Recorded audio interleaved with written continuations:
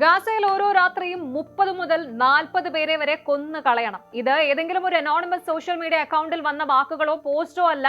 ഇത് ഇസ്രായേലിന്റെ national security minister ഇറ്റമർ Ben Gvir, പ്രധാനമന്ത്രി ബെന്യാമിൻ നെതന്യാഹുവിന്റെ കോവാലിഷനിലെ ഏറ്റവും ശക്തനായ തീവ്ര വലതുപക്ഷ നേതാക്കളിൽ ഒരാൾ പബ്ലിക്കായിട്ട് പറഞ്ഞ വാക്കുകളാണ്. അതിലും ഞെട്ടിക്കുന്ന കാര്യം, ഈ പറഞ്ഞ 30 മുതൽ 40 പേർ ഈ മനുഷ്യർ ഒരു ഭീഷണിയാണോ അല്ലയോ എന്നതൊന്നും നോക്കേണ്ടതില്ല എന്ന നിലപാടും അദ്ദേഹം മുന്നോട്ട് വെച്ചിട്ടുണ്ട്. അതായത് ടാർഗറ്റഡ് മിലിറ്ററി ആക്ഷൻ എന്ന വാദത്തിൽ നിന്ന് മാറി ഒരു കില്ലിംഗ് ടാർഗറ്റ് പോലെയുള്ള ആശയമാണ് ഒരു സിറ്റിംഗ് ഇസ്രായേലി മിനിസ്റ്റർ പബ്ലിക്കായിട്ട് പറയുന്നത്. എന്നിട്ടും ഇവിടെയും കഥ തീരുന്നില്ല. അതേ ഇന്റർവ്യൂവിൽ ഗാസയിൽ നിന്ന് പലസ്തീനുകളുടെ മാസ് എമിഗ്രേഷൻ പ്രോത്സാഹിപ്പിക്കണമെന്നും ഗാസ മുഴുവൻ ഇസ്രായേലി സെറ്റിൽമെന്റിനായിട്ട് തുറന്നു നൽകണമെന്നുമുള്ള നിലപാട് ബെൻഗ്വിർ ആവർത്തിച്ചു. വലിയ വിരോധാഭാസം ഇനിയാണ്.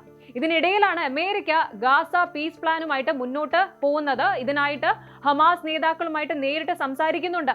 ജെറഡ് കുഷ്ണർ കെയ്റോയിൽ ഹമാസ് നേതാക്കളുമായി കൂടിക്കാഴ്ച നടത്തി ഹമാസ് പ്ലാനിന്റെ അടിസ്ഥാന ആശയങ്ങളിൽ മുന്നോട്ട് പോകാൻ തയ്യാറാണ് എന്ന സൂചന നൽകുന്നുണ്ട്.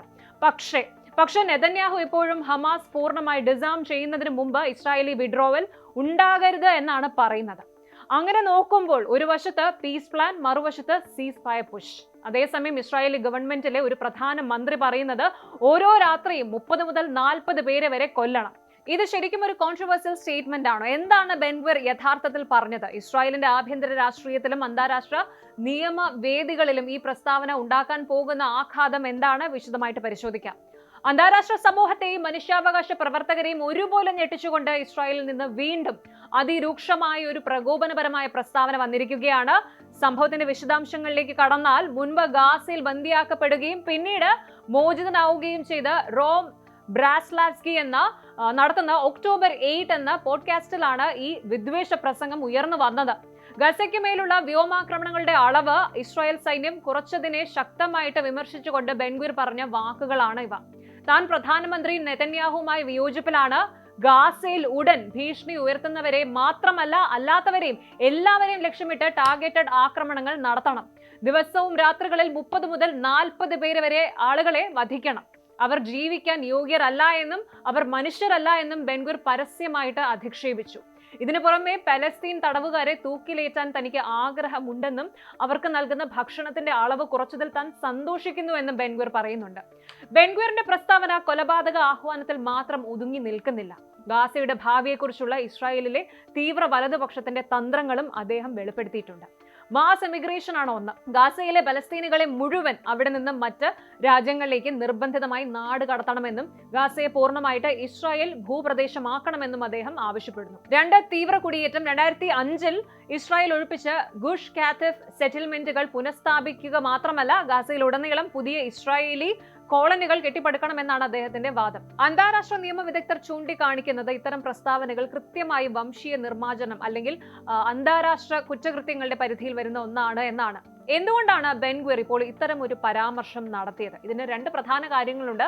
ഒന്ന്, ആഭ്യന്തര രാഷ്ട്രീയം എന്ന് പറയാം. ഇസ്രായേലിൽ 2026 ഒക്ടോബർ 27 തെരഞ്ഞെടുപ്പ് വരാനിരിക്കുകയാണ്. അതിതീവ്ര വലതുപക്ഷ വോട്ടുകൾ സമാഹരിക്കാൻ ബെൻഗ്വിർ നടത്തുന്ന ശ്രമമാണിത്. സൈന്യത്തിന്മേൽ നേരിട്ട് ബെൻഗ്വിറിന് അധികാരമില്ല എങ്കിലും പോലീസും ജയിൽ സംവിധാനങ്ങളും അദ്ദേഹത്തിന്റെ കീഴിലാണ്. 2, US-ന്റെ ട്രംപ് ഭരണകൂടവുമായിട്ടുള്ള ഭിന്നത ആണ്. അതായത് ഗാസയിൽ താൽക്കാലിക വെടിനിർത്തലിനും സമാധാന കരാറിനുമായി ട്രംപ് ഭരണകൂടം നൽകുന്ന സമ്മർദ്ദത്തെ തുടർന്ന് ആക്രമണങ്ങളുടെ തീവ്രത കുറയ്ക്കാൻ ഇസ്രായേൽ മിലിറ്ററി ചീഫ് തീരുമാനിച്ചിരുന്നു. ഇതിനെതിരെയുള്ള തീവ്ര വലതുപക്ഷത്തിന്റെ പരസ്യ പ്രതിഷേധമാണ് ഈ ഒരു പ്രസ്താവന. അതേസമയം ഹേഗിലെ ഇന്റർനാഷണൽ കോർട്ട് ഓഫ് ജസ്റ്റിസിൽ ഇസ്രായേലിനെതിരെ നടക്കുന്ന ജനസൈഡ് വംശഹത്യാ കേസ് ബെൻഗ്വിറിന്റെ ഈ പുതിയ വാക്കുകൾ ഇസ്രായേലിന് വൻ തിരിച്ചടിയാകും. മുൻപ് ഇസ്രായേലി നേതാക്കൾ നടത്തിയ പ്രസ്താവനകൾ വംശഹത്യാപരമായ ഉദ്ദേശത്തിന് തെളിവായി കോടതിയിൽ ഹാജരാക്കിയിരുന്നു. അപ്പോൾ ഒരു വശത്ത് ലോകശക്തികൾ സമാധാന ശ്രമങ്ങളുമായി മുന്നോട്ട് പോകാൻ ശ്രമിക്കുമ്പോഴാണ് ഭരണകൂടത്തിനുള്ളിൽ തന്നെ നിന്ന് മനുഷ്യത്വത്തെ തന്നെ ചോദ്യം ചെയ്യുന്ന രീതിയിലുള്ള ഇത്തരം കൊലവിളികൾ ഉയരുന്നത്.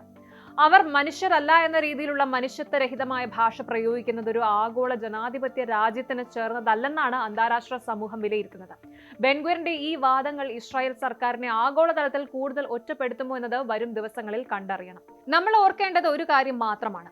ഗാസ എന്നത് മാപ്പിൽ കാണുന്ന ചെറിയൊരു പ്രദേശമല്ല. അവിടെ ഓരോ ദിവസവും ജീവിക്കാൻ ആഗ്രഹിക്കുന്ന, ശ്രമിക്കുന്ന മനുഷ്യരുണ്ട്.